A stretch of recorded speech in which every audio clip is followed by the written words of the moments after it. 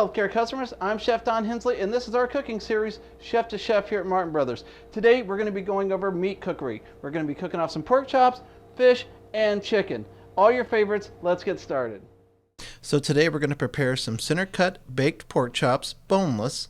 We're going to need a wire rack, stainless steel pan, perforated pan to allow the air to come up underneath while it's baking.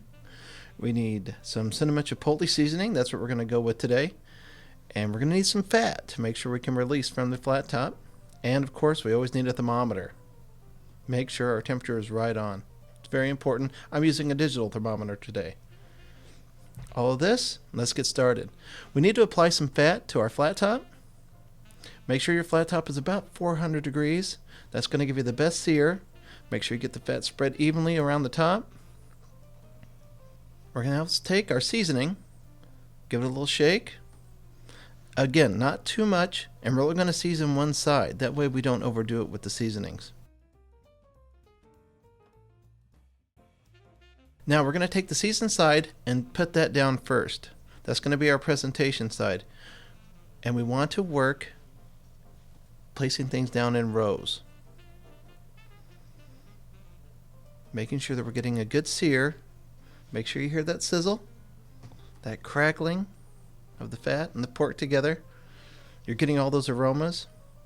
I tell you, it really brings the kitchen to life. Now again, work in columns and rows. Now I could have 40 here, or I could have just 8. It would be the same procedure. Now I'm going to press them down a little bit with the fork because the pork chops tend to bow up a little bit in the center and don't get the same colorization as they do on the edges. So now I'm going to take and turn them over in the order that I placed them down. We've got a beautiful, nice caramelization on there. You can see all the color, seasoning. That is really going to bring this pork chop to life. Now we want to get a light sear on the bottom. We don't need to cook it all the way through. We really want to finish this in the oven. So we're going to let it get a soft sear on the bottom. Then we're going to take them over and lay them on our perforated rack. Now using the perforated rack is going to allow air to flow underneath the pork chops while they're baking and cook evenly. That's really what we're looking for with this type of cooking method. This is considered a dry heat cooking method. We're not using any water, any liquid broth, any type of moisture. We're using just hot air. Now we've got our oven preheated to 350 degrees. As you can see, we also have our gooseneck round in there cooking as well. You'll see that a little later on.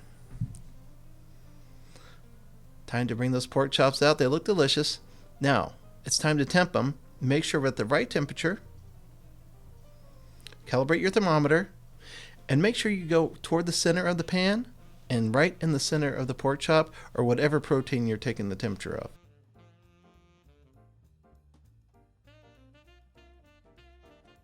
Pull that out of there. We're ready to go. Now, I just put that away. Make sure that you use a sanitary wipe to clean it before you put the lid back on. Now, as we put our pork chops into our pan, into our steam table for service, be it for buffet or plated service, again, use rows and columns. It makes it really easy to count, really easy to pull out of the pan and plate up when you use this method overlapping them. Well, I hope you enjoyed that. I'm Chef Don. We'll see you next time.